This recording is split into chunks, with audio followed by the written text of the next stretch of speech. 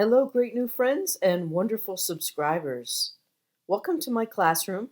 I'm Abigail, your design coach. And today's design, art, and creativity session, I'll be sharing with you about a free online alternative to Photoshop. We're going to begin with PIXLR, getting to know the interface and have some fun with the tools.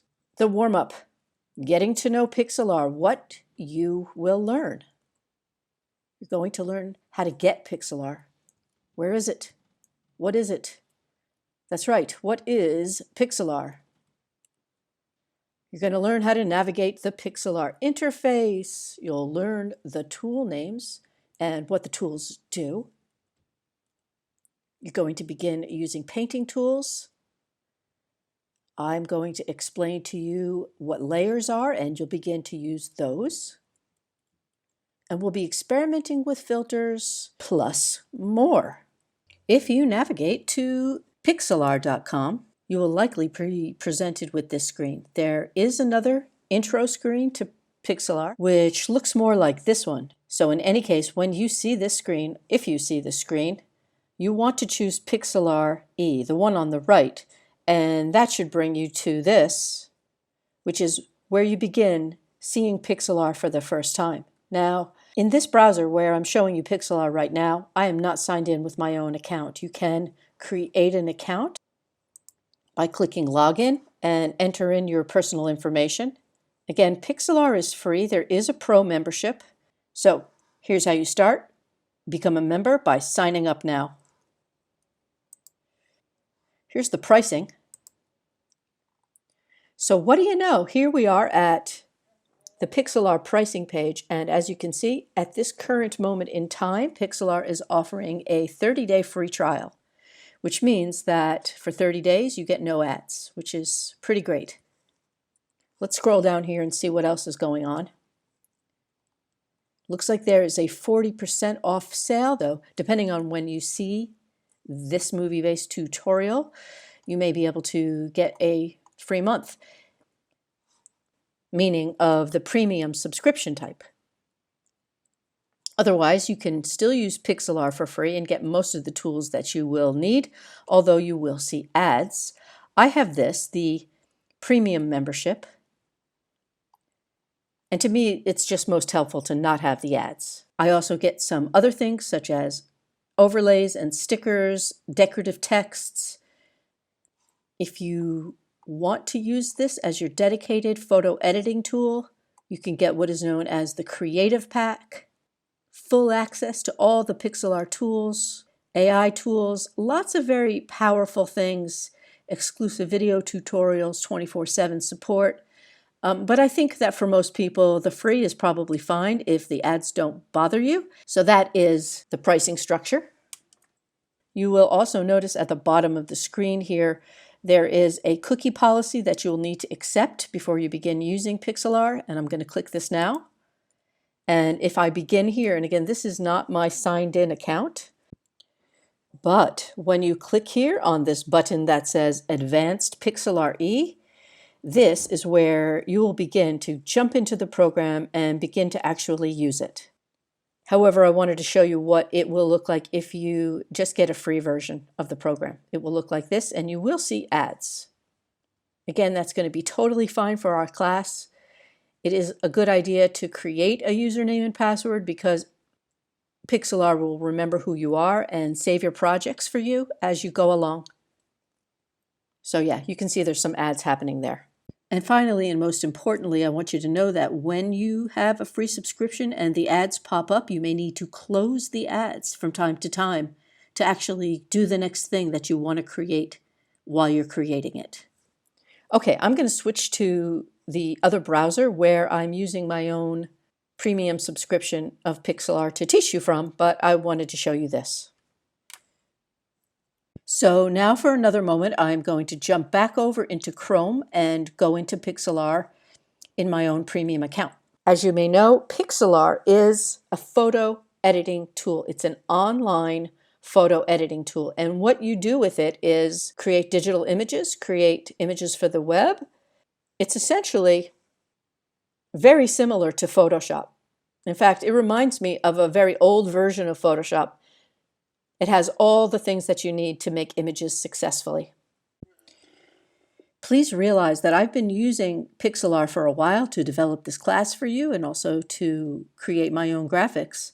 So I've been using this account for a while. When I begin in PIXLR, again here, I'm going to come down to the button that says Advanced PIXLR E and click on it. PIXLR is launching and showing me all the current projects that I've been working on over the past several days. You won't have the same view because you've not been working in PIXLR, and if you have, you'll have a different view because you don't have my projects. But this is what to expect when you first launch the program, is this history type screen. As you saw a minute ago in the free version, there is initially a little graphic design in there for you to begin playing with, and I believe it looks like this. It's got this flower and a gradient colorful background. You may see this. I don't see this. This is not my signed in account. This is the free one again, just jumping over here. And this is what it will give you. It will give you this image of a flower and a background. We're going to open up a different image to play with to begin with, but you can use this one or play with this at your leisure. It has some fun effects in here. Once again, I'm going to switch back to my own account.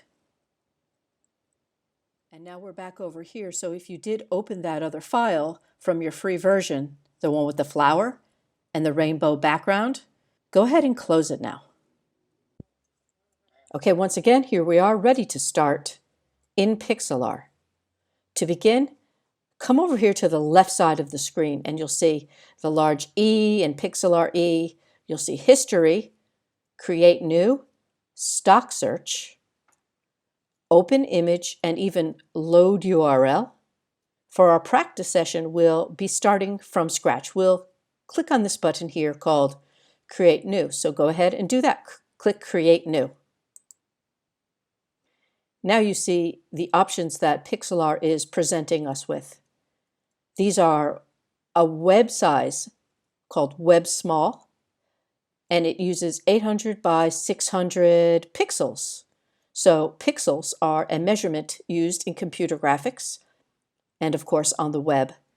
A pixel stands for a picture element, and they are small squares of color that make up your image, or pixels. I'll tell you more about pixels later and give you some more details about exactly what they are when we talk more about image resolution, meaning image size, as well as aspect ratio.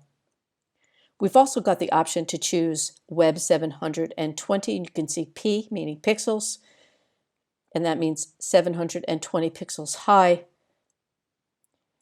The full HD size, the size of icons, which is 512 by 512 pixels, another square size, 1080 by 1080, a larger square, 2048 by 2048, and then additional file sizes for creating graphics. If we scroll down a bit, we've even got Ultra HD, the Instagram post size, Instagram story size, Facebook cover size, and Facebook profile image size. All those are really great things to know about. However, we're going to do our warm-up using this, the web small size. So I'll go ahead and ask you to first click on that and then notice. I think that noticing is a step. So we'll come over here to the right side, and here we've got the untitled document.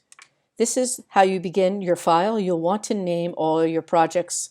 It's probably not a good idea to have many documents named untitled, so I want to encourage you to name this. I'm going to call this one Warm Up. Oh, looks like my cap lock is on. I'm going to rename this Warm Up. And just a little tip, it's a good idea to not have spaces in the names for images for the web. If you want to give it a two-name name, you can use an underscore or a dash. I generally use an underscore, as you see here. Also notice that there is the width and the height of 800 by 600, and again, that is pixels displayed.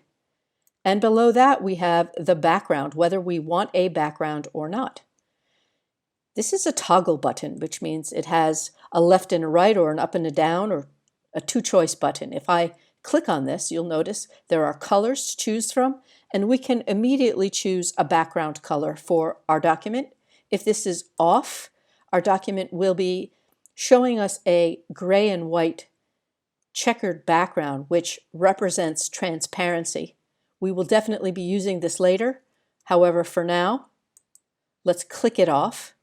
So, in other words, we want to choose a background. Maybe that's clicking it on. I'm going to choose white for my background color. There are other colors that you can create, and I will tell you that you can always change the color of your background later. You're not sticking with this, or you're not stuck with this, and if you need to, you can even make your background go away completely by unlocking it later on. And of course, I'll be showing you that as well. So I'm going to click white here. You can see it's the large pill-shaped button. And then if I wanted to, I could move this little slider around and change the color of that, but I don't want to. So I'm going to move this up, back to the upper left corner. I'll give you a moment to experiment with that. And when you're happy with what you've done there, you can go ahead and click Create, which is what I'm going to do now. Create. Yay! Now we are in the PIXLR interface. This is PIXLR E. First thing to notice here is across the top, the main menu. File Edit, Image Layer, Select Adjustment, Filter View, and Help. What I'm not going to do is go into each one of these things and show you what every single item is, but I will tell you that this is called the main menu. The main menu. Underneath that is a home button, and right now there's an indicator that says no layer for empty layer, select a layer in the right-hand layer bar. So what does that mean? It's saying right now we've got an empty layer, and that's over here. It's called layer 1. Layers are separate sheets, like separate sheets of glass that you design and create on. We'll go into more of that in detail shortly.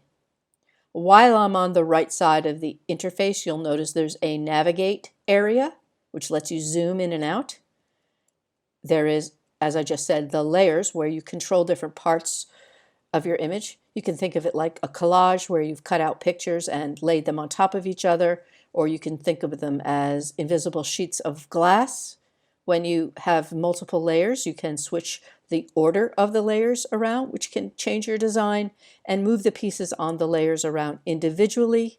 You can delete the layers, you can name the layers, and many other things that I will show you shortly. And at the bottom here on the right-hand side is the Open menu, which right now, well, it says Open. That's not the name of the menu, though. The name of the menu is History. This is the History menu, and this is your multiple undos in PIXLR. So this is where you come when you want to go back in time and undo something.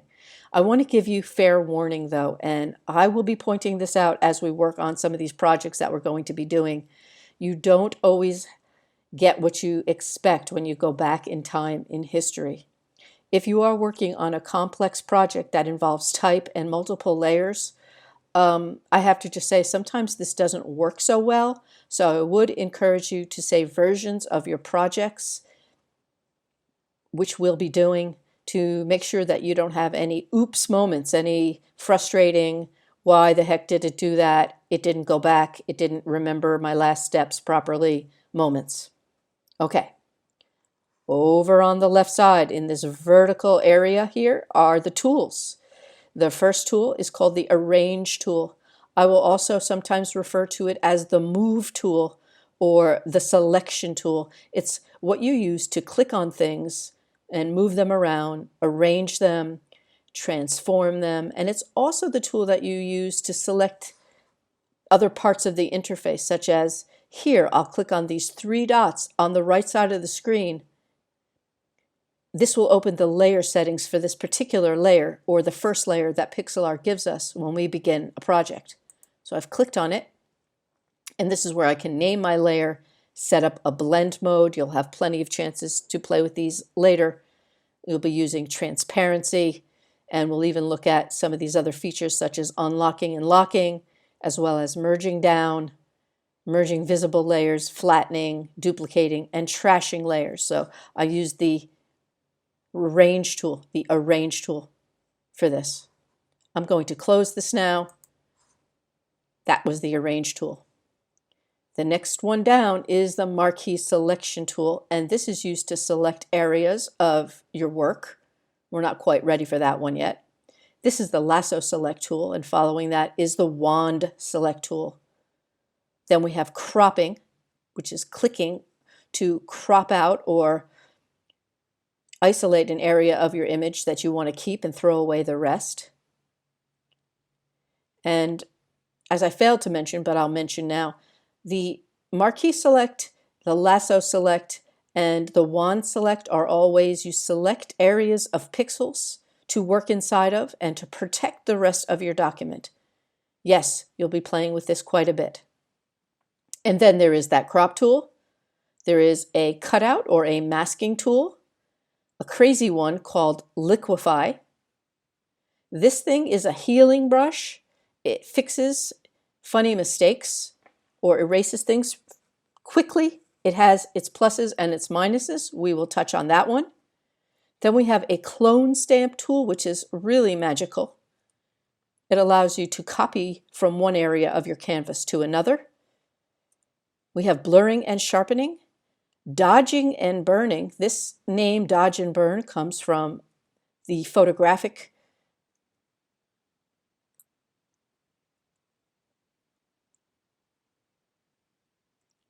world. And in the photographic world, we use a dodge and a burn tool to make areas lighter or darken. We'll be using this one in a future exercise.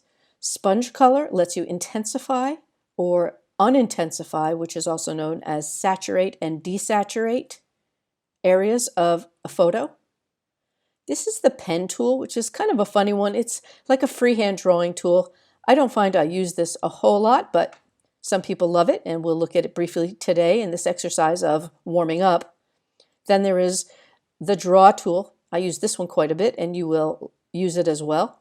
We have eraser. We have color replace. Be using color replace shortly. Filling. Filling will come in very handy. You'll be doing it a lot in your main first project too, which is abstract, which is geometric abstraction. We have the gradient tool for making blends of color. The shape tools, super very helpful. Text tool for making text. The picker tool for selecting colors, very important. Zoom tool for zooming in and out of parts of your project. And then this one, which is the hand tool or panning tool for moving images around when you're zoomed in very close on them. Underneath that, you'll see two circles, which are the current colors. Yours are likely white and black. We'll be looking at how to work with color and how to change colors as we go through our lessons. Okay, great. That is a very brief look at the interface. Let's begin creating something now by coming over to the Draw tool. It looks like a little paintbrush, and I'm going to click on it now. I have clicked on it, and then down at the bottom, you'll see the two circles. If you want to switch colors for what you're about to create, which will be a painted line, you can click on this top circle. Whatever color it is, this is how you change the color. I'm going to click on it. If it's not orange, that's not surprising because I've been using PIXLR for a while, and therefore other colors have been used on my machine that are not on yours. And I'm just going to pick red by clicking in this long, narrow area. This is called the Hue Slider, and I'll click here up at the top. You can notice you can also slide around in this. This is called changing the hue, which is the component of color that you think of as a color. Red, magenta, blue, green, yellow, orange, etc. This box here is the hue saturation, is the saturation, not changing the hue, but of a hue. So this box is the saturation and brightness box. This is the Hue Slider, and this is the brightness and saturation box. So I'm going to make it as bright and saturated as possible. Saturated means the most color or the amount of color. When a color is more saturated, it is more intense. When a color is less saturated, here, if I click and drag on this, you can see the S number here changing as I drag towards the left, trying to stay up at the top so the brightness doesn't change. Brightness changes when you go up and down, and saturation changes when you go right to left. And then again, finally, hue. I'm going to slide this up to red all the way to the top. I'll tell you more about this box a little bit later when we talk about color. So I'm going to go ahead and click OK now. And it's a little hard to see. You might be able to see it better when my mouse is actually outside of the canvas. There's a circle depicting the brush that I currently have. My brush settings, again, may be different than yours. Here is the word brush at the top of the interface underneath the main menu. And so because the draw tool is selected, it is a brush. The draw tool is a brush. It looks like a brush. You'll see there's a circle. When you click on this little circle, it opens up the controls for the brush palette. We have the brush size, making the brush larger and smaller. The preview only goes to a size of about 125 or something, and then this preview stops changing. We also have the softness or the hardness of the edge of the brush. So all the way to the left is as hard as possible. All the way to the right is as soft as possible. And I'm going to put this down here at about 19–20%. The size I'll bring down to 45. That looks fine. The step represents how the paint, or the digital paint, meaning pixels, is spraying out of the tool. I'm going to leave this at its setting of 20% right now. To close the panel, I will click, and that closes the panel. Okay, so here we are again, ready to paint with the draw tool, which is a type of brush. And we set our settings to a 40 pixel size with a softness of 20. And I have red on my brush here. And here I can just paint or write or create something. Hi. Yay. Okay, so when you want to switch color, again, you can click on this chip, the one that's in front. That's called the foreground chip. And here I'm changing the color to blue. And I am going to paint like a kind of a spiral. Of course, it's not the easiest thing to do, painting with a mouse, but it is possible. If I choose a different color here for the background color or the chip behind, again, I've just clicked here where it's green at the bottom of the tools panel. And I'm going to change my color to an orange color. Click OK. Back up to the brush controls here. I'm going to paint right over what I already have. Going to grab a brush that's a little larger, like twice as fat as the first one. Oh, still painting blue. So I made an error and I want to undo that. To undo what you just did in PIXLR, you choose Edit, Undo. Now I'm on a Mac, so it says Control-Z here for this choice. But if you're on a PC, it will say the same thing. So no need to worry there. I can click this and it goes backwards one step. Here I need to click on this little arrow.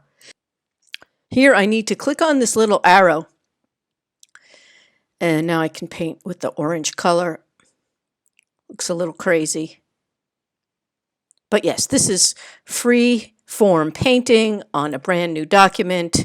To switch colors, I will click the little arrow and try a spiral inside here. So go ahead and get the feeling of painting with a brush. If we come over here to the brush control at the top of the screen again, and I'm going to click the arrow, you will notice there's a large area at the bottom of this panel that has many different brushes. These are shapes of brushes, and you can create some pretty fun things here. The size of the brush is underneath, and the shape is above. Here's a star. I'll click to close the brush palette at the top, and then click the blue circle. I'll change the color to a pink color, and you can see that the brush size is at 100 pixels. That is what it looks like at 100 pixels. To make it larger, and yes, you can make this bigger. I'll bring it up to 370. That's just a guess of a good size. Here's some stars. I'm really not trying to hypnotize you here. I'm just showing you how to use brushes. Now orange is in the front. And I'm going to be really showing you a lot of cool brush techniques in our project called Space Art. But for now, what I'm asking you to do is to come into the brush panel, try out brushes at different sizes. This one's a calligraphy type brush. I'll change the color again of the foreground chip to blue.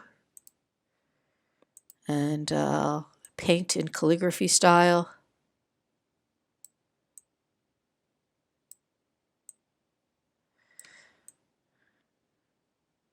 So all kinds of brushes, different brush shapes. You can change the sizes of the brushes, and as you scroll down here, choosing different brushes, changing the size and the edges, the softness or hardness of a brush, and then this step control. I wanted to mention what this is. However, I'm going to pick a different brush to do that with. Here are some asterisk type shapes, and this, as you see, I am sliding the slider. This step control lets you have spacing between the blobs of pixel paint. These are pixels. We are creating in pixels in PIXLR, which is also known as a paint-based application. I'm going to click to bring another color out of the color picker. Here's yellow, a type of yellow, and here I'll paint these asterisks. And as I move the brush, the asterisks are coming out very slowly, and that is because of the setting here, the step at 136. So if I lower this number, it's interesting to see that it will kind of paint a smear of brushes, a smear of asterisks, or you can just single click here. And once again, I can make this really large. I'm going to do that now. I'm going to make it large, large, large. My canvas is 800 pixels across, so I'm going to make this 750. And there's a really big one, kind of like that. Then I will make the brush smaller, change the color. A nice thing to know about for changing the color, not only can you click this little arrow, but you may notice here at the bottom of the tools where my cursor is, the tooltip is saying switch colors and then the letter X. That means if I press the letter X on my keyboard, it switches to the color that is the existing color on the foreground chip. And when I click, I now paint a pink asterisk. Here I'll change the color to dark gray. And again, press X. Now X is in the front, and I'll come up and change the size of the brush. So you'll want to take a little bit of time and practice making their brushes bigger and smaller, choosing different brushes. Again, I'm going to switch to a yellow here and click the arrow or press X to change color. Create a smaller version here, bring it down another couple hundred pixels, close the panel, and paint again. So take a few minutes and just tinker with the brushes, and in a moment we will continue with the next part of the lesson. Okay, now you've had a chance to practice, and I want to make sure that you know you can always use a brush to completely wipe out what's on your screen. So if I choose a round brush here, this is a good choice. I can make it quite large. This is something I want everyone to know. If I bring this all the way up past 800 and I have yellow as my painting tip, and yes, again, you want to check yourself, make sure you have the right tool, and I'm just painting to fill that whole canvas in with yellow. So I've changed the canvas size this way. Now, there are other ways of working in PIXLR. down here is a thing called the Shape tool. So I'm clicking this thing called Shape. And shapes are what they sound like. However, if you look up here in this control area, this control panel, you can create various types of shapes, and we'll be using shapes in some of our artwork. I'm going to change the color again. Here is red. And then notice if I create a shape, I'm going to create the basic rectangle here. This rectangle goes right into this layer called layer 1. This is the only layer I have right now. It is not a bad idea to name your layers. We'll do that in a moment. And I'll show you again the layer controls. If I press X now, I'll be creating a yellow rectangle. And it's also really important to notice, please look, that red is actually creating an outline or a stroke. Look up here in the control panel, I have stroke 5, and that is the thickness of this line. So there is a line happening, even if you don't always see it. If this value here is less than 0, if this value here is more than 0, you have a stroke. So here I'll bring it down to 0, and now you'll see just yellow, no outline. And again, this is another way you can clear the canvas. Now it's all the way yellow. And if I flip, now I've got a red fill. And if I flip the colors again, clicking the switch color arrow, and I have some concentric rectangles there for you to look at. The shape tools also contain a rounded rectangle. Each time you choose a new tool, you'll notice here it says 5. It's automatically putting a 5 radius. And if I draw a small one here, let's draw it here. You can't see what's going on at all. Let's put it up here. I just did Command Z. Now it's stroke 0, and now it's stroke 13. So the stroke line is yellow. Yellow is in the front or the foreground. That makes a line that's yellow, or a stroke that's yellow. Last time here, if you don't want the stroke, check yourself when you choose a shape. Here's the rounded rectangle. If I want no stroke on this, I need to dial this down by clicking and dragging on this little circle, and now it's back down to 0. If I create something now, I'll have a rounded rectangle in this corner. The fill color for shapes, oddly enough, is the bottom one. So if I click again, here is that same idea again, concentric rectangles. These are rounded rectangles. Next we have the circle, and when I click on this, it seems to be maintaining stroke 0, which is great. It's going to make what color? A red circle, because red is the background chip there. And I'll let this come over here, cover up some of this other design. Again, the letter X to switch colors, X to switch colors. We have triangles. We'll have a red triangle. If you click and drag from the bottom to the top, it makes the triangle flat at the top. If you click and drag from the top to the bottom, it makes the triangle pointy at the top. So if you want it flat at the top, you click from the bottom and drag up. If you want it pointy at the top, you click from the top and drag down. Don't forget, undo is your friend, Control Z, and also the history panel. On the far right of the screen at the bottom, you'll see the history steps. These are a number of steps that I've already done, and I'm going back in time. And most of the time this works, but I will say sometimes this does not do what you want it to do, especially in cases where you're working with complex images with lots of layers and type. So just be aware of the fact that right now it's working fine, and I will caution you appropriately when we get to that point. So those are the shape tools. There's the star. There's also a star brush. There's also a little heart here. It's a nice, cute little heart. If you click and drag down versus click and drag up, either way, you still get a heart. And then there is a line tool.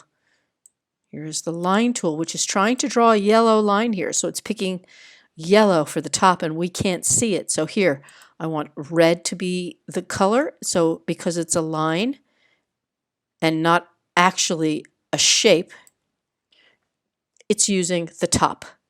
It says stroke 0, but it's putting a very thin line there. That's not 0, it's some small amount. Here's 1. This is a stroke of 1. Looks just like the stroke of 0. So there is no stroke of 0 when you're using the line tool. That's a good rule to remember. And here I can change the stroke to something much wider. There's 13. I'll make another line here. So that's a quick look at the shape tools. Next, we're going to look at the fill bucket. I want to mention that there is a value here on the fill bucket called 32 when you first start, which is kind of a medium amount. If this number is lower, you have more control over what gets filled. In other words, the lower this number, the more specific the area that you can choose to be filled. So I put this on 14, and I'll change the color here from red to blue, and I can just change the color of small parts. However, if this value, again, we're looking at this bucket, which is called the fill tool. If I raise this very high up, and I'm going to raise it all the way to 255 here, which is the maximum number of colors in the web palette. I'll tell you more about that later. And now when I click, it fills the whole screen. So that is another way of filling the screen. So I've told you 3 ways you can fill the screen. You can paint it completely with a paintbrush. You can also use a rectangle shape tool or another shape tool and draw it very large. Or you can use the fill bucket on a very high tolerance to fill your area. All right, now we're going to look at another tool for creating a background or a fill, and this is one of my favorites. We're going to go into this in a lot more detail later, but this is called the gradient tool. I'm going to click it here. It lives right under the bucket tool in the tools panel here on the left, and I've just chosen it. It's now clicked, and you can see at the top we have a type. One type is the linear type, and the other type is the radial type. This makes gradients in a line or linear, and this makes gradients that are rounded. I'm going to show you some uses for both of these in our projects, but for now, let's just play around with linear. This area here, where the 2 colors of the gradient are existing, has a name sometimes called the ramp, something that goes from one thing to another. And I'm going to click this area to open up the colors for the gradient. There are a bunch of lovely, beautiful presets, and I'm going to choose the magenta to, I believe that's a dark magenta, not actually a black color. Notice as you click on these little chips, these are the chips. You can change the color of a chip here by first clicking on the chip and then this, the color box. So I've selected the color box, and now perhaps instead of magenta, I want something more along the lines of pink. So using the hue saturation area, the brightness saturation, this is the hue slider. This is brightness and saturation. I've chosen a lighter color of that same hue, and my gradient looks like this. Not a lot different. If I choose a completely different hue, it changes. Again, click, choose the color that you want to change. Here's pink again. Here's a lighter pink. Click OK, and now you actually see it change. To use this, you'll click away to close the colors that you created, and then you'll click and drag. Here I'm going from corner to corner, creating an angle gradient. Now, from left to right. You'll see here in the gradient ramp, which is a small icon or illustration of what the gradient you're creating is, the direction that the gradient will go if you go left to right. However, you can go right to left. It'll put what's on the left here where you click and drop the color to the right where you let go. So it's click, That's the light color right now, and drag, release, and we get light to dark. From the direction you drag, click, it'll be light at the bottom, release, it'll be darker at the top. Change the color, just for practice. This is kind of a wild one. Green, yellow, and orange. To close this panel, I will click, and I'll use this preset here and drop this down. So that's another one you might want to practice now.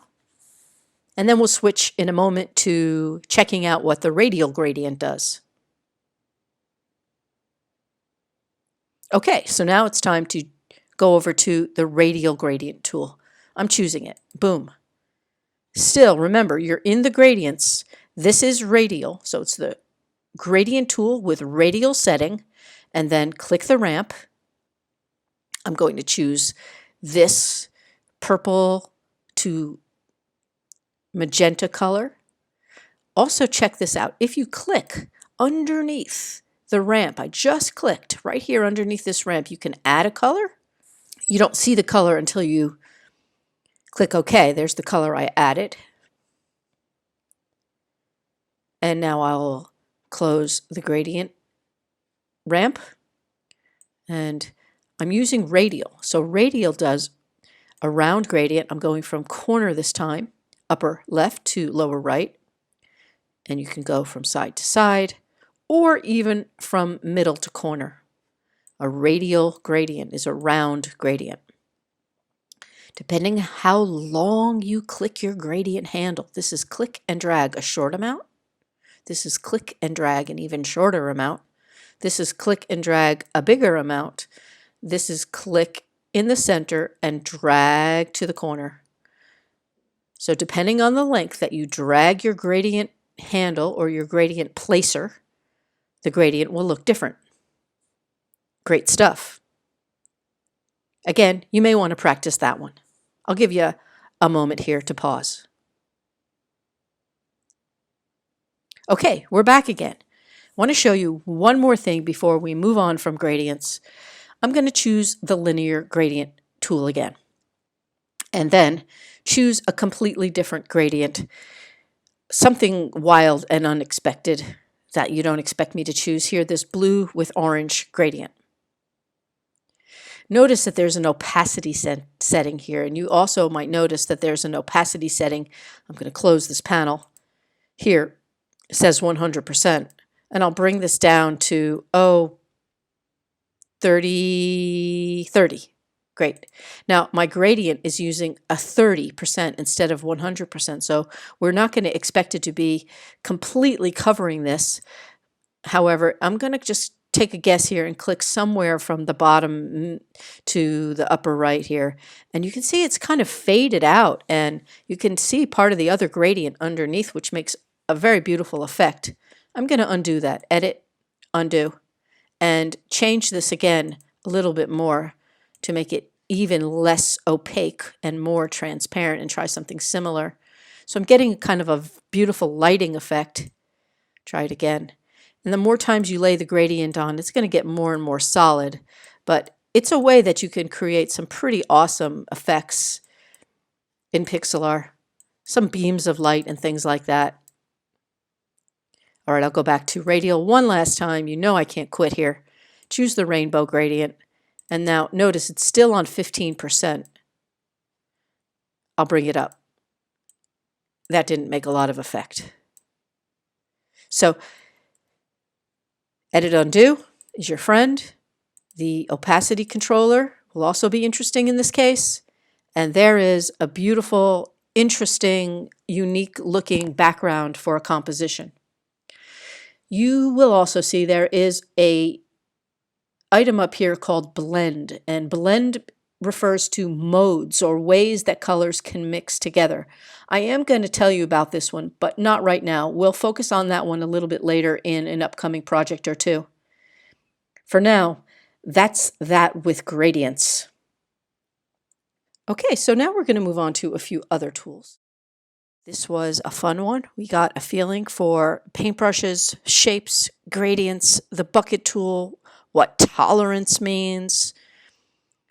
and a few other ways of filling our document. We're going to close this one, and we're going to start a brand new one. So you can choose File and Close. Oops, File, Close. Now what I'm going to ask you to do is to navigate. You're going to be looking for an image of this guy here of skatedog.png, and you can open it from the folder of files that I supplied you with. Here we go. We're going to open up Skate Dog. Open image, and then you will navigate. Now I am in the projects folder that I gave you. It's called Projects, and here's the image I'm talking about. It's called Skate Dog. It is a .png file format. I'll tell you more about that later, but that stands for Portable Network Graphics Skate Dog. Let's check it out. Here's the beautiful Skate Dog. And in this image, we're going to try out a handful more of tools, also more undos, and some crazy fun things. When you are looking at your tool panel here, again, many, many tools. One of the tools that I want to share with you is one of the selection tools. And by the way, in our geometric abstraction project that will be coming up, you're going to get a lot of practice with the selection tools here. But the Magic Wand tool is one of the selection tools, and I'm going to choose it here. I've clicked it, and now you can see that it is showing me at the top a mode setting. So there's the tool. Looks like a little magic wand indeed, like a magician's wand. And we've got some mode settings for new selection, add to selection, and remove from selection. The idea behind this tool of Magic Wand or Wand Select tool is to select areas of color. Now, I already mentioned that this tool does work with a tolerance setting. And I've picked this image carefully because I think it's a good one to learn a lot of different things with, including how to change the color of a background. And that's what we're going to do here using the Wand tool. The first step is to click on the upper left in the Skate Dog image to select part of the image. The setting of tolerance 32 is pretty good, considering it didn't go into the dog area and just selected blue up here. We're happy about that. Then again on tolerance here, I'm going to leave that alone. That's at 32, and choose the second tool or the second mode in. First one was new selection. This one is add to selection, so I've chosen it. And then I'm going to click out here on the sun, and then a little to the left of it. And you can see it left kind of a seam here. I'll click on that seam. Looks good. And what you're trying to do is to create a selection just of the sky. The tolerance number of 32 is given to us by PIXLR because it's a medium tolerance, and the sky should work well with this tolerance. I'm going to continue to click here and click again, very carefully, not clicking on the dog, the road, or anything else but the sky. Now, as I've mentioned, this is the add to selection mode of the wand tool, and I also want to select the spaces between the fence posts. So I've clicked on the first one at the left, and now we'll go across here, clicking inside these little shapes that are created by the fence posts. So I've gotten all those. You could even try clicking down here at the bottom, but I think I'll leave that alone because that might be the ocean. So I don't want to change that color, just the sky color. There's also a few points where I still don't have a complete selection on the right side of the sky. And I'll click to the right of dog's head, and here in this cloud, and here in the left part of the cloud, and looking for all these little dots where the little marching ants or this kind of twinkling edges are showing. Sometimes it can be hard to see what you're doing, and that's why we can do this zooming. There's a zoom tool at the bottom of the tool panel, at the right, very last tool, and there's also this. There's a navigate control in the upper right, and I'm going to just slide the slider here. See where my hand is? Above the layers, there's a little circle, and that lets me zoom in a bit. And I am still using the wand tool. That's really the tool I'm focused on, wand and click these bits in between the trees. It gets a little tricky in between some of these little leaves, but being careful, you can do it. I know you can do it. If you click and you select too much, let's say I move my hand real fast and I'm not paying attention, I could click and select, oh no, I've now select all of this area, including these bodies of the trees. And that's when you can go and choose Edit Undo. So now that's not selected and I haven't lost all the rest of the work I've done. So here I'm going to click a few more times in the little spots between the branches of the trees. I know this can be rather painstaking and particular, and we're not trying to get it perfect. I'm just trying to give you an understanding of what to expect when you use this tool. I think that's pretty good. I do see a spot right here and a spot above the fence post, and more or less I think I've done a good job. I don't want to go too crazy here. I want you to try this out using your wand tool with a tolerance of 32. The feather we're leaving alone at 0, and the rest of these settings we are not going to touch at all right now. So go ahead and select the background, which is the sky.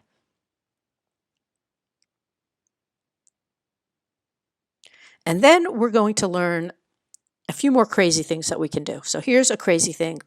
I think it's a cool thing. We'll be using this later in a project. This is called Adjustments.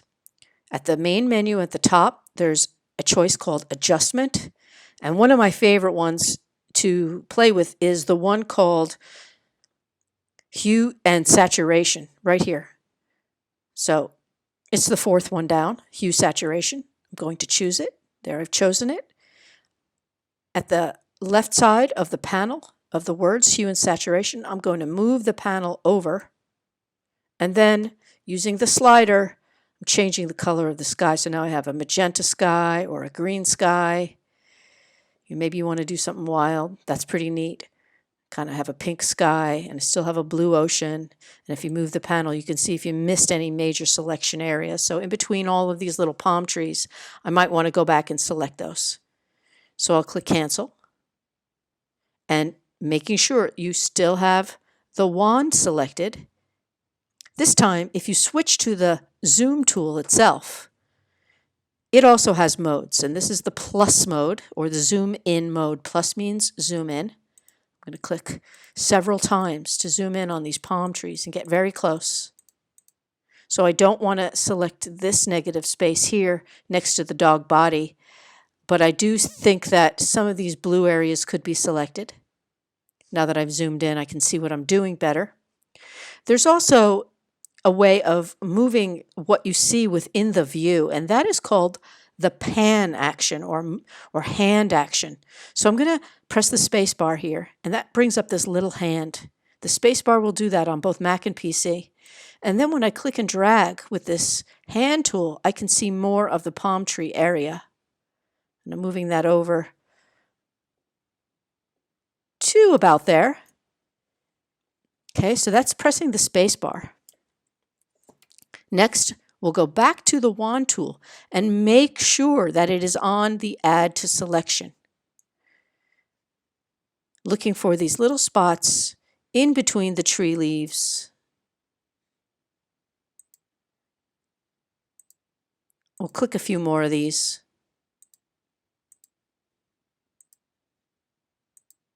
Find them and click them. Here's another one. So you're now beginning to understand some of the ins and outs of zooming, working with the magic wand or the wand tool, selecting multiple areas. And again, I'm trying not to be too much of a perfectionist here, but rather just get you started understanding what this tool can do. And I think I'm going to stop there. I might do some filters on the background anyway, which will end up blurring the sky or doing some other effects to it, and so this may not matter that much. Meaning little areas I might have missed may not be so crucial.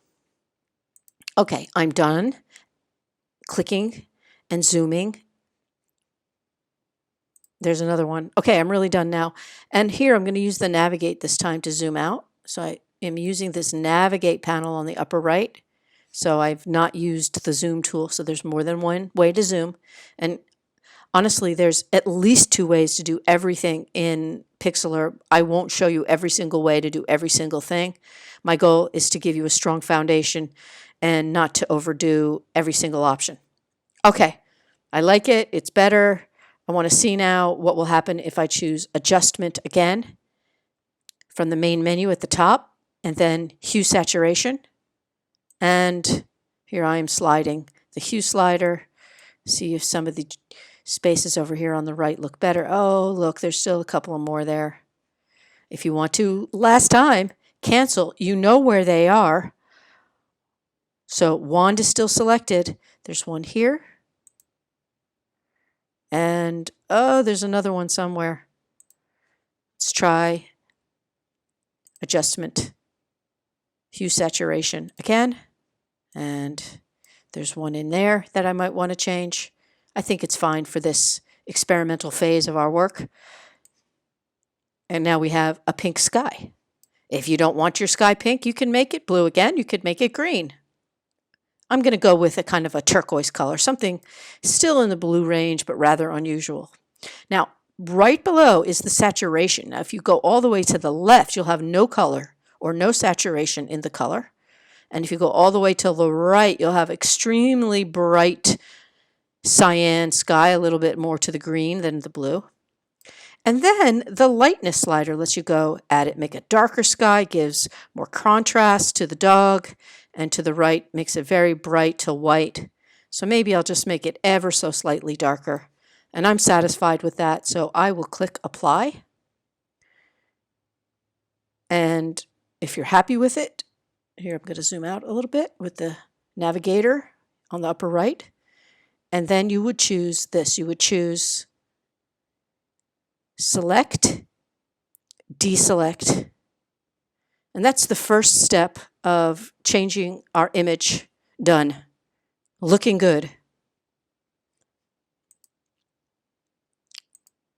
Alrighty, then the next tool we're going to try out is this one. Also looks like a paintbrush, but this one is called the Color Replace tool. And what you do with this tool is, I'm going to click it to select it and choose a color. Here I'll choose a bright green. Okay, so I clicked on my color chip and chose bright green. Don't like bright green? Okay, I'll change it. Click on the color chip. And here, let's go with purple. Okay, here's a nice purple. Again, it's the Color Replace tool. And this is also a tolerance-based tool. Now, my tolerance is currently set on 42. So if yours is not on 42, you may want to choose 42. This is also a brush, and it has a size. My brush is also set on a specific size of 40 with the softness of 20. This may not be the right brush size for this endeavor, but we will soon find out. I'm now going to click away to close the panel. And starting here with the skateboard wheel and the color purple, I've just clicked and I've got part of that wheel turned purple with one click. If I click and drag, that seems to be doing a pretty good job of coloring that purple. So that was just lucky. The tolerance of 42 and the size of 40 seem to be about right for painting this wheel. If I go too far, I think, into the skateboard, that'll start turning purple. So I want to be careful. Look carefully. There's a little plus button, or I'm sorry, a little plus. Not a button, but there's a little plus in the center of this paintbrush, and it's good to locate your edges of your brush and that plus and place it within the range of what you want to change. So now we have a skateboard with purple wheels. What happens if I try to change the dog's glasses with this 40 pixel brush? I'm getting a lot of leakage. I really don't want his face to turn all purple like that. That's not what I want. So we'll choose Edit Undo. You may want to go ahead and pause and do your wheels and then come back. Okay, I'm going to resize the brush from 40 to something a lot smaller. Let's say 6 or 10. Now I'm not getting it easily by sliding the slider, so here I'll change the 6 to a 10 and close. And then with the color replace tool, there it is, and the color purple, keeping that color, I'm going to click and try to paint just in the glasses. That looks pretty good, and I might also want to zoom in a little closer to see what I'm doing better. If you click the plus a few times, you can zoom in on the dog's face this way. And again, I'm running. Do I have it? I have it. I'm trying to run this brush here, and it does not seem to be responding. Oh, now it is. I just double clicked and it started again. Not sure what the deal is there. So I'm going to just click and hold, and now it's working. Looks like I got a little bit on his face. Not too bad there. So I'll try to stay within the range of the glasses, keeping the brush inside. Now you could lower the tolerance number. The tolerance is the amount of colors within a range that this will change. So I'm going to zoom in some more. Here we go, zooming in some more. Again, press the space bar. Oh, didn't get it. Command Z or Edit Undo to get rid of that dot. Space bar and pausing, moving the dog picture over, making sure you still have the color replace brush, and click and hold. And now that I'm zoomed in a little closer, I can see the glasses on our pup a bit better.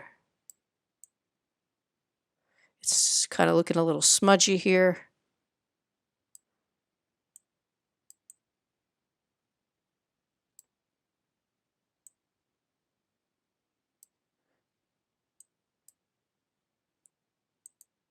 Couple more clicks and I'll have it. And I'm just going to say good enough, like that. Oh, don't like that click. What do? Undo. You can zoom in even closer. Press the space bar. Wait a second. Press the space bar. Okay. This is an online program, so sometimes you have to give it a moment, and it may even be helpful to go to the Arrange tool and then press the space bar. Yeah, that's better. And then back to the color replace tool. It's still on purple, and I'm going to make the brush just come here on the edges. It looks like the center point, or that plus, is very important in coloring, so I'm making sure that that plus, or that center point of the brush, is actually going to here and replacing the red bits. Overdid it. Again, your key command is Control Z on PC. On the Mac, it is Command Z. Command Z, because I'm on a Mac. All right, I am going to stop there. To zoom back quickly, to zoom back to 100%, here's a nice trick. Press the zoom tool, the zoom tool in the tools panel, and then you can come over here to this button when you have the zoom tool selected and click fit. If you want to see the picture bigger, you can click fill, and then you can even just zoom out a little bit if you want to see the edges. So there is our color replacement tool. Not bad. Not bad at all. A couple more to tackle here before we move on to the next segment of our course. The next one I want to show you, it is kind of crazy, and it does take practice, but I'm not going for perfection here. I just really want you to have a chance to learn what these tools are, become familiar with them, as we'll use them much more over the course of the rest of the projects. This next tool looks like a stamper. If you've never seen a stamper, this is a stamper, otherwise known as the clone tool. And I've just clicked this. So what this tool does is it allows you to take parts of an image and literally copy them from one part of your document or your canvas to another. This is a really good tool for fixing mistakes and also making duplicates of objects within your design work. So what I'm going to do here is now tell you at the top there is a mode choice for this. There's the painting mode and the source mode. There's the tip or the size of the brush, and there's the opacity. I'm going to keep it on 100%. I'm not going to change this thing, which is how it aligns between the moments that you move the brush, meaning each time you click, that's called a paint. So it says align source between paints. We're going to try to do this in one motion if possible. So source is on.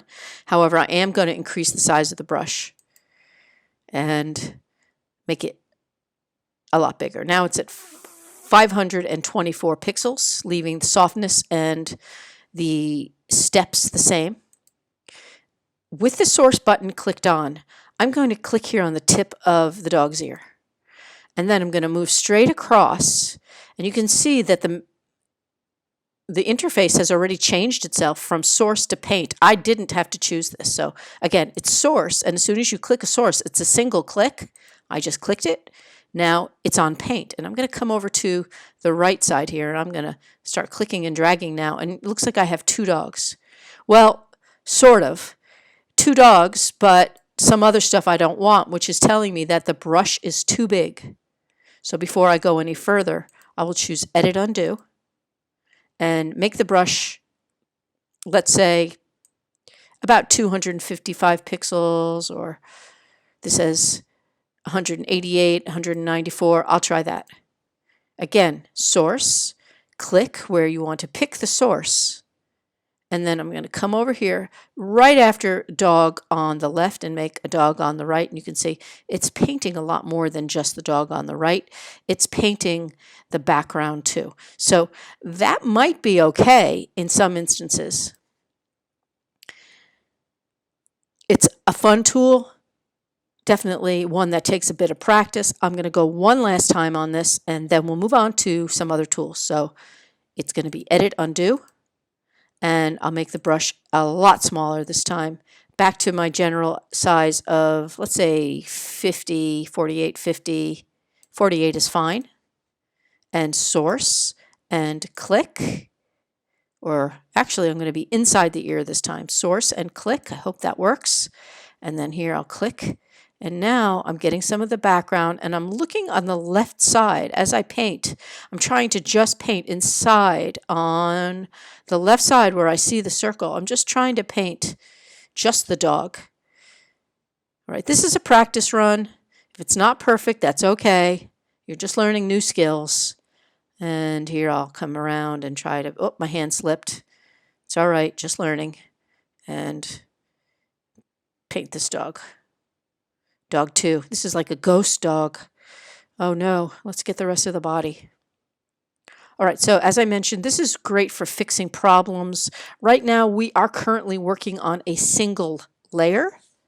So everything that we're making is all happening on one level or one layer, and it's kind of glued together automatically. And that is fine for now. We will talk a little bit more about layers as we move on. So that was the clone tool. Well, that was fun, but I don't think I actually want 2 dogs here. So back down to the history panel, and I'm going to click backwards from bottom upwards, remove the last clone. Well, that was quick, and there was color replace, and there was color replace, and yeah, that's where I want to stop, right there. 2 clones back on the last existing color replace, and that is great. The next tool up is a crazy one. This one is the Liquify tool. It lets you distort stuff, so we can make this dog look quite a bit different. I'm going to select Liquify, and then in the mode area we have what it can do. It's different modes. You can push and enlarge. You can shrink and twirl left and twirl right and twirl left, and you can kind of restore things once you've done stuff to them. There's a size. Again, it's a brush, so there's a size to the brush.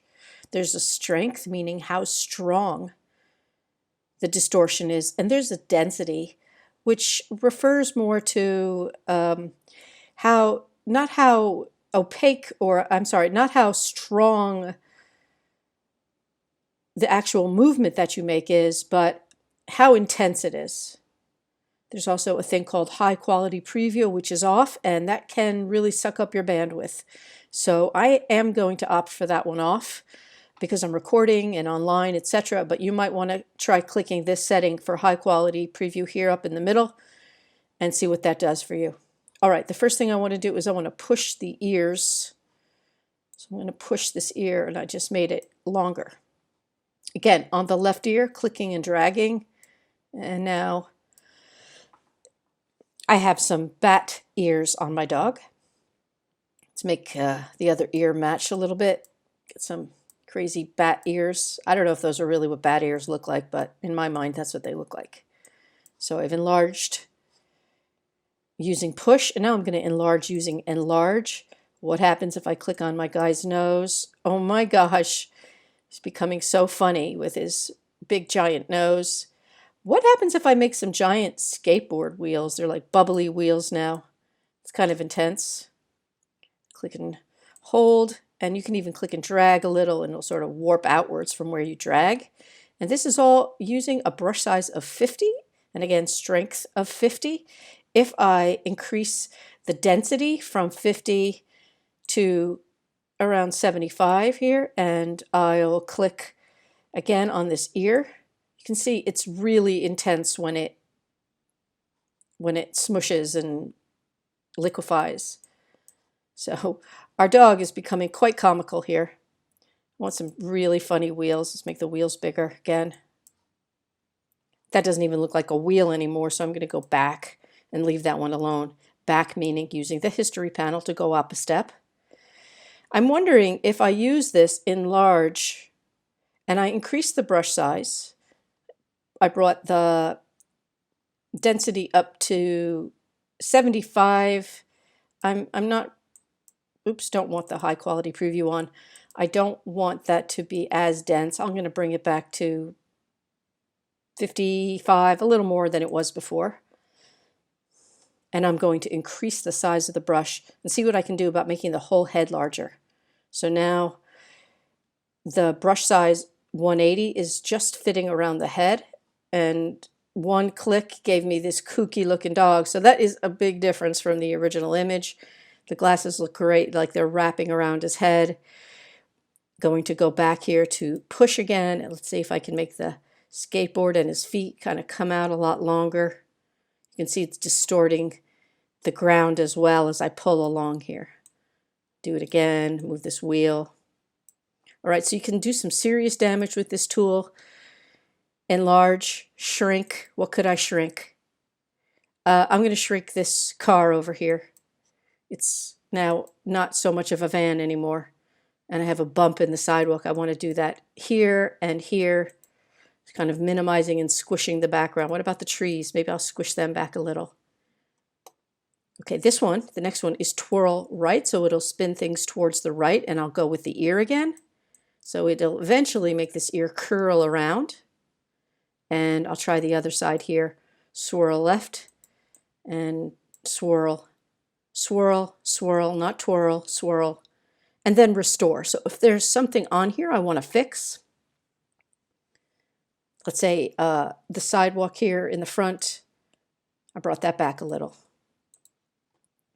So my friends, that you have it, there you have it, thus you have it. The Liquify tool, definitely a good one to try and check out with this dog.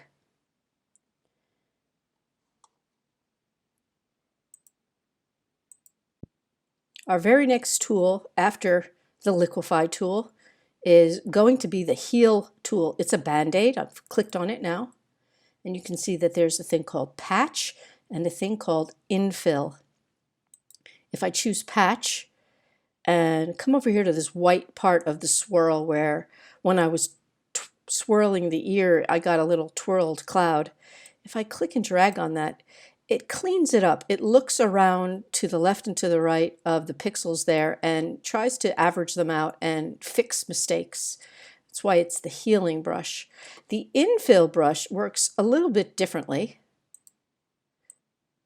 Here I'm painting a little spot, and when I release, it's actually filling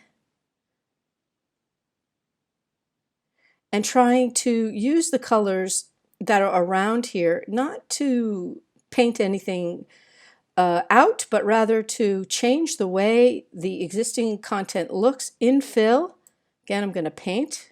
Clicked and dragged a streak over here in the road on the right side of the canvas. And it creates kind of a prism effect. You can see like mosaic. I use that one a lot, but you may really find a great use for it. Maybe we can make the skateboard have an interesting effect on it with infill. Yeah, kind of strange. I'm going to undo that one.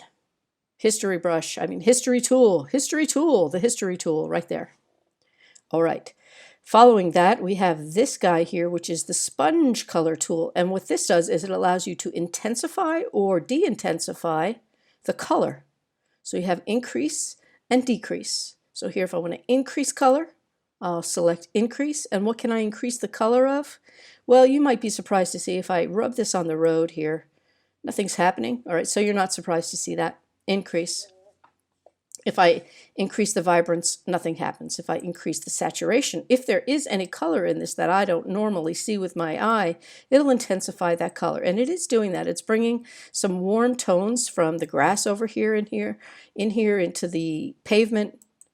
So that's what saturation is doing. It's sponge in color, saturate, increase. So I'm increasing the saturation. This can be a nice one just for subtle tonality changes here in the chest. It's just warming up the color more than anything else, adding some pinky, very, very pale pink in there. Not even sure if you can see that. The color temperature refers to the zone of color. So here I'm striking or sweeping over the background. And I really don't see a change at all in temperature. Here on the tongue, I am seeing a change. As I click and drag, it almost seems as if it's doing the same thing as increase vibrance would do, or saturation. In any case, it looks brighter.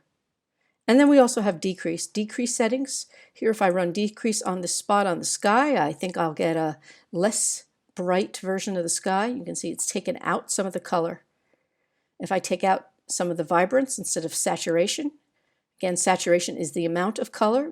Vibrance would be how bright something is. So maybe if I want the sun to be less bright, here I'll click and drag around on the sun a little bit with this tool and let go. Not seeing a big change.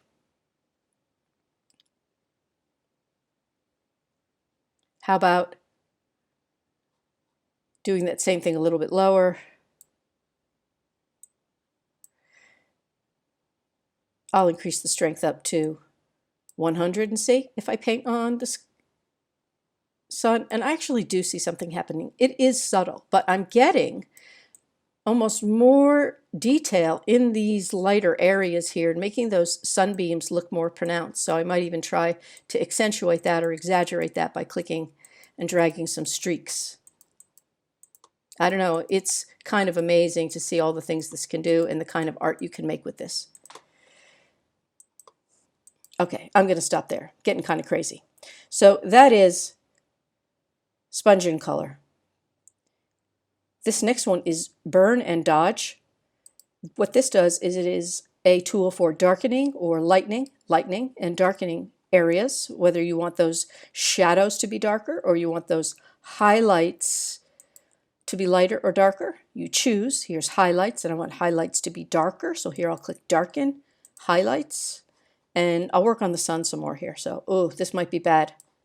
Yeah, that's bad. Don't like that. So some of these tools you have to be very careful with. It might be better just to lower the strength way down for this one and make the brush larger. So can I make the brush larger? Yes, brush 40. Let's increase the size of the brush. And then click away. And then here with the brush, I'm also going to notice that the softness could be more soft. So I'll make the brush have a softer edge. And there, I think that's better. It actually dimmed the sun down a little. It's still there, but not as intense. I could try the same thing in the pup's chest, make him a little less bright. Right, so this is a way to influence your shadows and your highlights, dodging and burning. And I've mostly just made highlights less bright. I could also make shadows either brighter, meaning lighter, or darker. So I have shadows. Here's darken, some shadows. Where do I have some shadows? Here's a shadow in the front. So now there's a darker shadow here. Maybe there's some shadows in the back, or I want it to be in shadow. So I can click and drag, and in doing so make the background darker. So there's darken the shadows. And here I can see there's lighten shadows, midtones, highlights, and again, darken shadows, midtones, and highlights, brush size, and the strength. Excellent.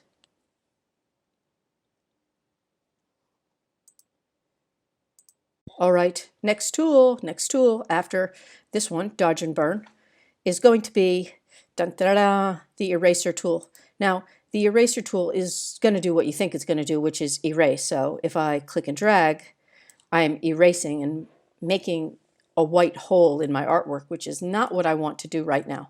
So either history panel, go back one, or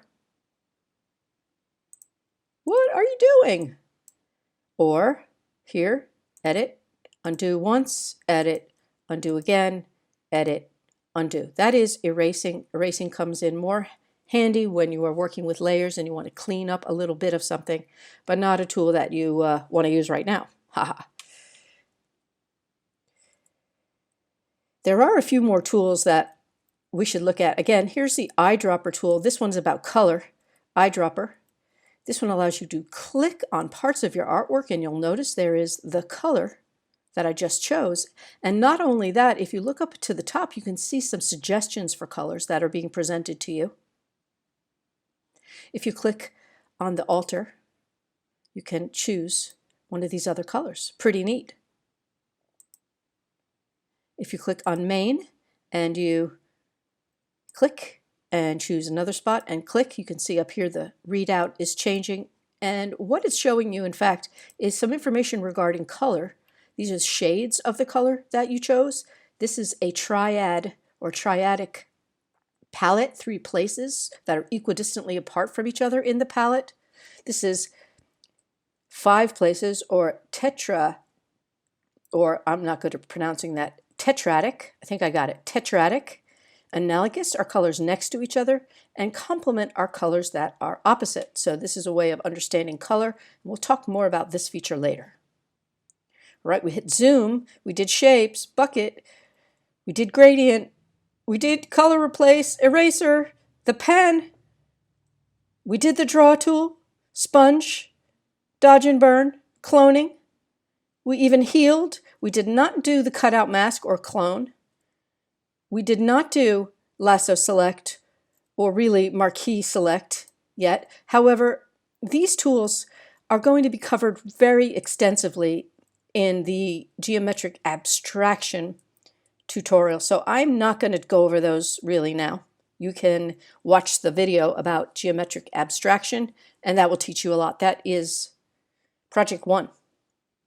This one here is a cool one. It is called the Lasso Selection tool, and it has got a couple of functions. One is you can click and drag in this mode, which is the basic lasso, and select an area, which I just did there. I selected this here.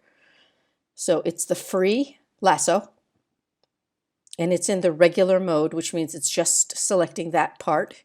Now I could, maybe not advisable, but if I did click and move this, you can see using the move tool, which is also known as the arrange tool, it would put a hole in my document. So I don't want that, and so edit, undo. It's not going back in time. So here I'll go to history panel and click backwards, and whew, it worked. Sometimes it won't go back in time, and you're sad that you didn't save a version of this that you can go back to, and I will address that later. Okay, so I want to deselect again. I'm going to choose select, deselect, and with this lasso tool again, just mentioned there's the free lasso tool, a polygon. This is actually one of my favorite tools. A lot of people are down on this tool, but I love it. I love the polygon lasso tool. The Bezier, or the complex selection lasso, and the magnetic lasso tool is really good for when you have very high contrast content. Otherwise, I don't find it that helpful. If I click on free transform again, and I do a little bit of a tighter job here, selecting around this ear of our pup, Here we go, trying to keep it close in. It's not the easiest thing to do selecting with this mouse, but I've done it. Then you'll notice some other things that show up here.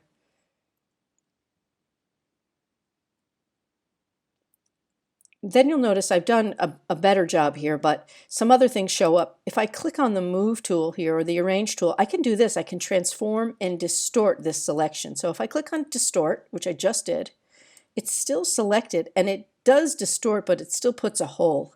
So this is a great tool. Selecting with these tools is fabulous. Do I want to apply the distort? No, I got lucky there, but I'm not going to do that right now. So it's going to be select, deselect, and I assure you we will come back to the selection tools in the next project, and we did do a good look at the wand select tool. The last couple of tools to talk about are the blur and sharpen tool. This is a tool that allows you to work in different modes also, which is blur, sharpening, and smudging. So blurring would look like, let's say here I am going to click and drag on this funky little patch of sky and kind of make a few circles. It's kind of softening that. It's not very drastic or very dramatic. If I increase the strength of this one and click and drag and smush that some more, you know, it's kind of blending it a little. This is a very subtle tool. I will say that I don't see a huge amount of change with this one for different things. It can be better to blur with and the actual blur filters. And yes, I will tell you about that too. Over here it's kind of mushy, like the pixels that I lightened earlier. They look kind of mushy or edgy. So you could try using the blur over here. So blurring and brush sizes and strength, and then there's sharpening. Sharpening should make areas look more contrasty, meaning the darks and the lights. I'm going to come down here to this wheel on the ground and click and just hold and watch how the lights become brighter and the darks become darker, almost becoming more metallic looking on the inside of that wheel. It's also kind of distorting the pixels.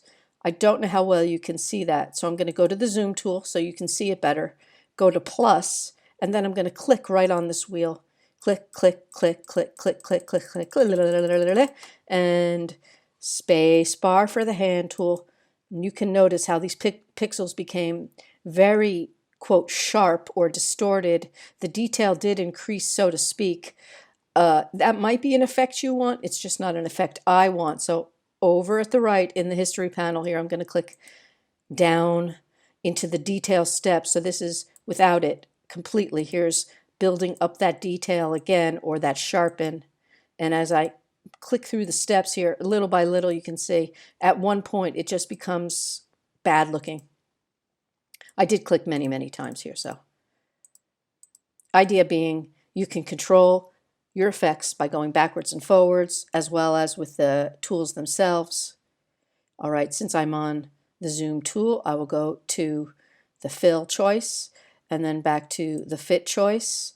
And again, to zoom in using the magnifying glass, I'm going to click kind of in the center and click again. Now I'm zoomed in. And to zoom out, it's minus. And here I'll zoom out from the nose, and then plus I'll zoom in on the nose. All right, so that was the blur and the sharpen tools. Next is this little scissor looking thing. This is actually a masking tool for telling your picture. I'm going to click and drag with the mask here. Oops, that doesn't look very exciting. An area, you want to tell your picture an area you want to keep, or in other words, where you want to hide the rest of the picture. So I just did my key command for undo, which is Command Z, Control C on PC, and I'm going to change this to a circle shape. And then I'm going to try again here. I'm going to click and hold and drag. And when I release, you can see I have essentially masked everything else out. Now, why this might be a good thing in the future is if you want to just keep a part of an image as a feature inside of another image that you're layering. Let's say this was some kind of an ad for dog biscuits, and maybe I have several other layers with several other dogs, and I just want circles with their faces in it. I could use this tool to isolate each one. We'll take a better look at this one later, But that is what is known as the masking tool. It looks like a scissor. It is cut out or mask. And again, you get different shapes. You can remove from the mask, which means if I click and drag now, here I can try to, oops, undo that one. Wrong side here. I want to add to the mask. There we go. Add. So now my doggie's head is inside of this sort of funny looking Mickey Mouse or cloud shape. Hey, this is something we're going to be trying. This thing where I'm adding to a selection in an upcoming lesson. So you're going to get a chance to try something with making a very complex selection. And I'm just getting kooky now, but all of this is to say I could just show parts of this picture and not show other parts of the picture. And it's a way of cutting it out. If I go to the history panel, and here I'll pick the last detail, that means now that this is no longer masked. I can also use the lasso mask and even the color mask. So look here, if I click in the sky, as I'm clicking with the mask tool, it looks like the sky is disappearing. And that means I can put something on a layer below it and have that show through instead. All right, good news. That is the masking tool, being a little wild with it right now. And finally, the last tool I'm going to speak about now, after I undo all this, back to this last detail, is in the Tools panel again, the crop. The crop tool lets you change the overall aspect ratio or width and height, the dimensions of your image. And those words, aspect ratio, are something I'm going to be talking about in the next movie. So stay tuned to learn more about that. When you're happy with this tool and you have resized using the free constrain, you can click apply, and now the image is cut to a new aspect ratio, meaning the width and height are different than they were a moment ago. And here I'm going to click on detail again and back to the cropping tool to just mention these are called constraints or ways that you can resize, or really not resize, but rather crop your image. So if I choose ratio, this is a square, a 1-to-1 ratio. And if I choose 4:3, I get that ratio. Ratio is another way of saying aspect ratio, or ratio means the relationship of one number to another number. And then finally, you can also crop to a specific size. Here, if I click size, I could say, let's say I wanted this to be 300 pixels wide and 200 pixels tall. That doesn't seem right. That seems like a lot more than 200. What if I only want it to be 20 pixels tall or 120? That's better. Click and drag up, and this gives me a size that I've already typed into this field, and clicking apply will trim your image. One more time, back. Again, cropping tool has free, ratio, and size, and I did not mention it has reset, so here I'll use it to create a cropped image again, and here's reset. There is one more thing I want to mention about this, and that is the layers panel. The layers panel right now has a thing called the background layer in it. That is the default layer that we started with. To add a new layer, you click this plus at the very bottom center, and then you can choose the type of layer, whether you want a completely empty layer, an image layer, or this, a text layer. So that's the one tool I didn't really hit, which is the text tool. But the text tool can also be accessed in the layers panel. So if I undo and I click here on the text tool and I click on the screen, it knows that I've used the text tool and it wants to add a text layer, and I click add. And that's the only type of layer that really acts like that. The rest of the layers do not get invoked any other way but clicking the plus button down here. And the text is still selected. That is the dummy text that uses the Greek words as a placeholder, lorem ipsum, your text here. And here I can change the color of my text on the top in the color chip region. And I'll make my text exciting black, or maybe just dark gray. Okay, I'll make it this reddish dark red color. And then to edit what it says here, you can click on this edit button. You don't always have to click on this, but we'll do lots of text, so you'll get the hang of it. And here I'm just going to say, yo, dude. Okay, we're going to go over the text tool extensively. I just clicked on the arrange tool. However, we're not going to do it right now. This is just basics of tools. And I'm just showing you how to make a text layer. Okay, it says, yo, dude. It looks really large. So here's the color. I'll click OK. Here's the size. Let's make it smaller. And even the settings of the letter spacing. Put the letters further apart and put the lines closer together. Like I said, we're going to do a lot more of this. Here I'll make the type right aligned. And here I can close it up. And finally, here's the font. So I'll change this font to something script. And if I want to move the object, I can click and drag and slide it. And it's still selected. So I could change the color. And again, I could change the font. Adios, amigos. That's the name of this font. And adios, amigos, as we close out this first lesson, this getting to know PIXLR, beginning with PIXLR. I hope you had a good time. I know I did. And I look forward to seeing you in the next movie, which is going to be discussing image size and aspect ratio. And I will see you there.